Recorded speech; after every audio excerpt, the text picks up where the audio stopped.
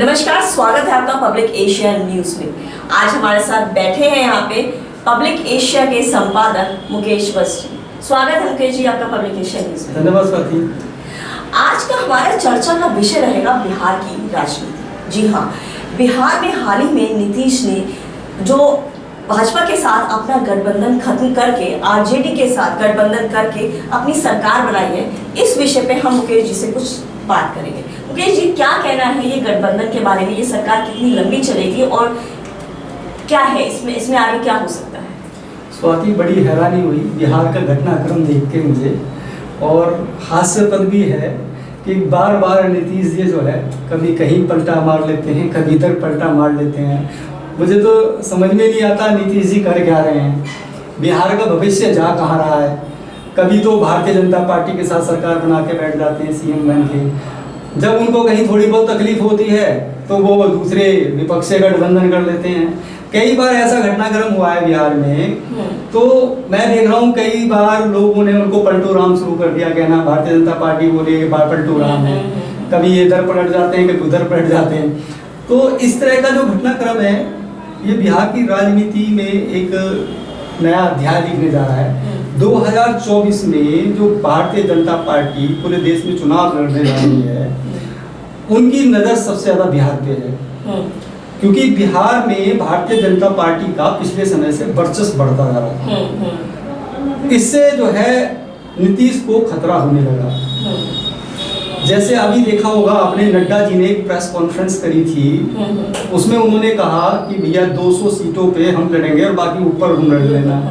तो नीतीश को लगा कि यार मैं तो बड़ी पार्टी हूँ, सीएम भी मैं ही हूँ, और ये सारी सीटें ले जाएंगे तो मेरा अस्तित्व खत्म हो जाएगा। अब उनको पहले तो नजर नहीं आया, और जैसे चुनाव नजदीक आने लगे, लोकसभा का चुनाव आया, अभी विधानसभा का भी चुनाव होना ही है, तो उन्होंने सोचा कि यार ये तो इनके साथ तो चल नहीं पाएगी कहानी।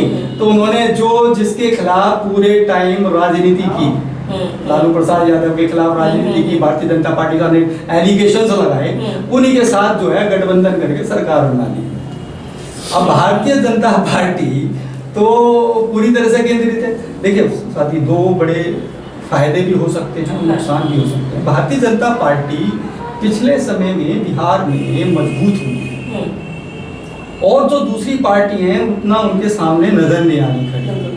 तो नरेंद्र मोदी जी का सीधा केंद्र बिहार है।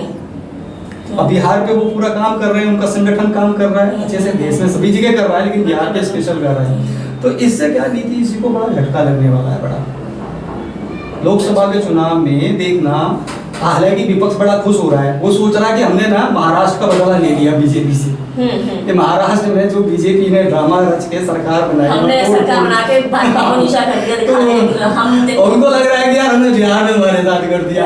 अब भारतीय जनता पार्टी में धरना प्रदर्शन कर रही है, ठीक है, वो करना चाहिए, तो वहाँ शिवसेना भी कर रही है, वो सारी चीजें कर रही है। देखो स्वाति, राजनीति में सब जायज है, ये समझना। नहीं तो ये जो सरकार बनी है अभी 2000, आपको क्या लगता है 2024 चुनाव तक ये चल पाएंगे? 2024 चुनाव पहले ढेर हो जाएंगे? अब देखो यार, नीतीश के बारे में जो चलता है वो रहती है, वो तो सबको पता है कि ये कहाँ चले जाएं, कहाँ मिल जाएं, क्या कर जाएं, कुछ पता नहीं है। ऐसा नहीं लगता कि मतलब इस वक्त आप देखें भाजपा सरकार केंद्रीय काफी मजबूत है, पूरे भारत में अच्छी मजबूती पे अच्छा काम किया है, इसलिए मजबूती में बैठी हुई है। तो नीतीश कुमार ने ये करके अपने लिए कहीं एक मुसीबत को तो नहीं, देखो यार, ये तो नहीं कह सकता मुसीबत को उन्होंने लिया। अगर उन्होंने गठबंधन किया है तो बड़ा सोच समझ के क्या होगा। उनको लग रहा है कि मेरा अस्तित्व खतरे में है, और बचाने के लिए मुझे जो है विपक्ष के साथ जाना ही चाहिए। तो अब उन्होंने जो अपना जो गठबंधन जोड़ है पहले वाला, उसमें फिर से वापसी की है। अब देखना ये है कि 24 के चुनाव में क्या रहेगा। अगर 50-50 खेल गए तो बीजेपी को 50 भी मिल गई, पर समझो बहुत बड़ा खेल हो जाएगा।